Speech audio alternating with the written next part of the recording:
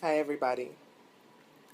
My name is Sadette, and if you're reading this, you're probably reading this from one of the blogs that I've posted as Black Amazon. There's an exhibition, an interactive presentation or art piece going on or went on this weekend in New York City, where I am from, featuring by a young lady that features women of color, all different hair textures, all different hairstyles, holding signs saying, "You can pet my hair."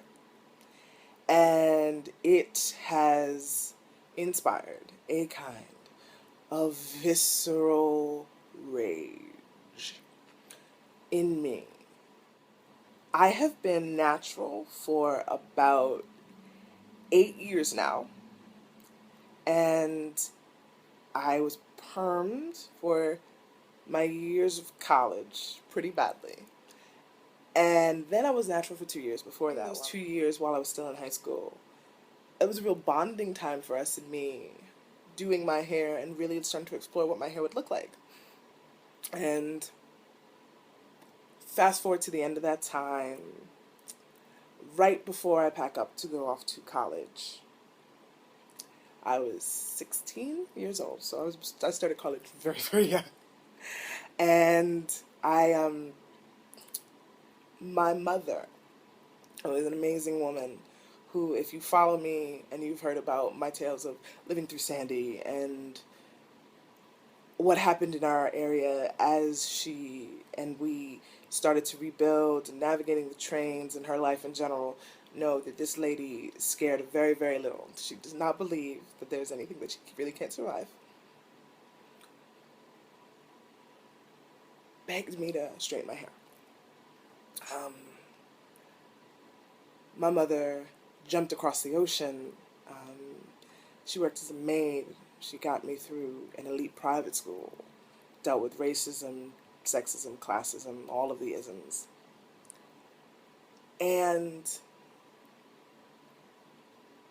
and one thing she feared so deeply, and she feared because she didn't know, couldn't prepare me for it, was the idea of people treating me poorly because of the way I was, my hair specifically. That the idea that the way my hair grew out of my head was so abhorrent, so terrifyingly unknown that she couldn't control it. And what she wanted to do to protect me as I went off for college was to straighten my hair, to make me acceptable.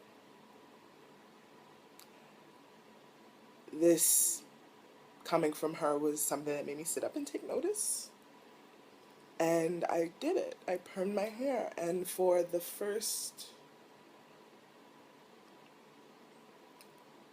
coming off of the things that had made me want to stop and made me decide that no, I wasn't going to perm it. And to see her be so afraid of the world and what the world would do to me, knowing what we had been through and what we're going through. Because of the way my hair grew out of my head was so very awful. Because never once did I believe she didn't love me. Never once did I believe that she didn't care for me. But I believed she was terrified. And I did it. And I hated it. Hated it so much. Hated it so much. In my hair, and the idea of what my hair could be meant that I was in danger. And in some kind of mortal, fearful danger that required it to be tamed. And I hid myself. I got cast as Hecuba in Trojan Women. And the idea, and I didn't get cast so much as I was taking a class and the professor said, I kind of want you to do this. And it never occurred to me, no matter all of my training, all of the compliments I had received, that someone would select me for being me, just me, to do something like that. And I read the script, and in the version we did, they make a note that Hecuba has her hair short. And I looked at myself in the mirror, and I looked at myself in this role, and in a very, very not okay with any kind of director move now that I know now, but something you would do when you're about 19 or 20, I just shaved my head. I said, I don't like this. And I had been taking other classes, and I had famously taken a class with Marion Frances Berry, and I was like, I love her hair. And I shaved it. And he liked it, thankfully. But more importantly, I liked it. But there was something so beautiful to me in having my hair be something I wanted it to be. Not because I was afraid, not because I was ashamed, and not because I was worried about what someone else would think of me, that I never went back. And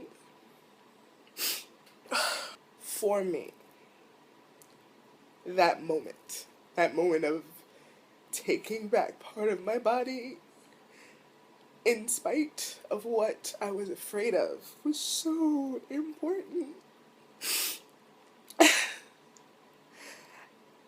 And the idea that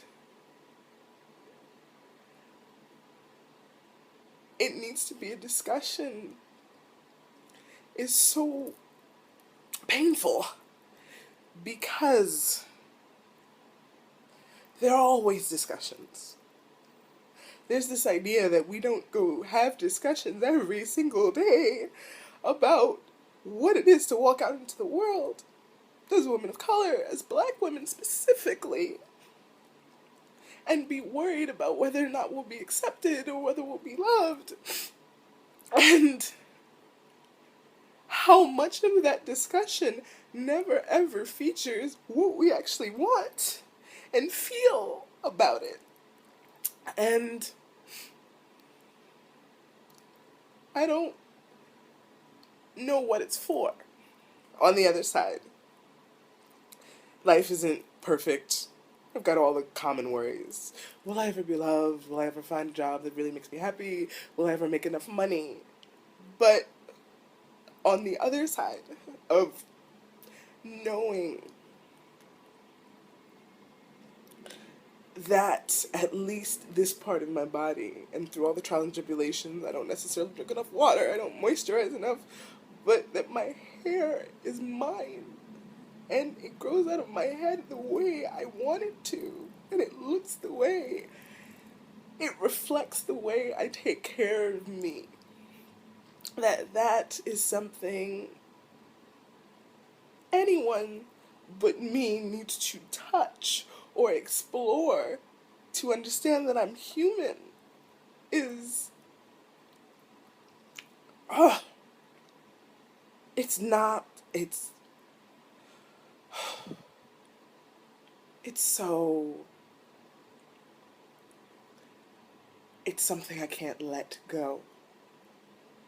And the other idea that this is not something that is so powerful, so intrinsic, for whatever reason, for history, for hegemony, for sociology, for whatever it does, to what it means to walk the earth as a black woman. For me, just me, that I have to talk about it. I have to. I have to talk about this.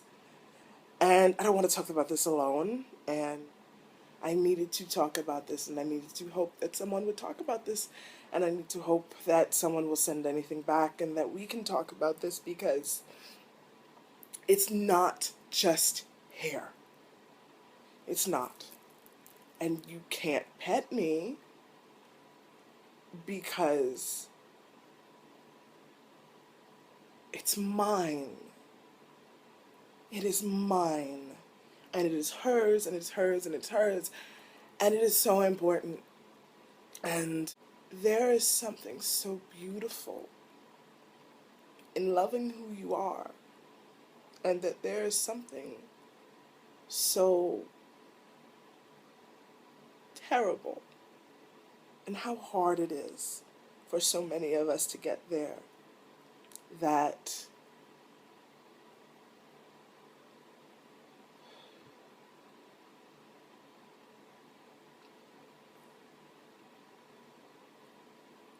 it took me nearly 30 years to figure out. One of the things that I have loved about my hair and I've loved about my hair journey is how much of that hair journey was connected to figuring out that I belong to myself and that my body, the way, excuse me if I get teary, it was made was mine. I said I would make a video, and I did.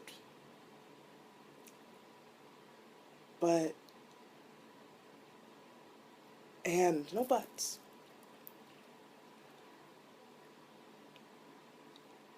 I want to be thankful and share, and I wanted to get that off my chest. So thank you, and hope to talk to you soon.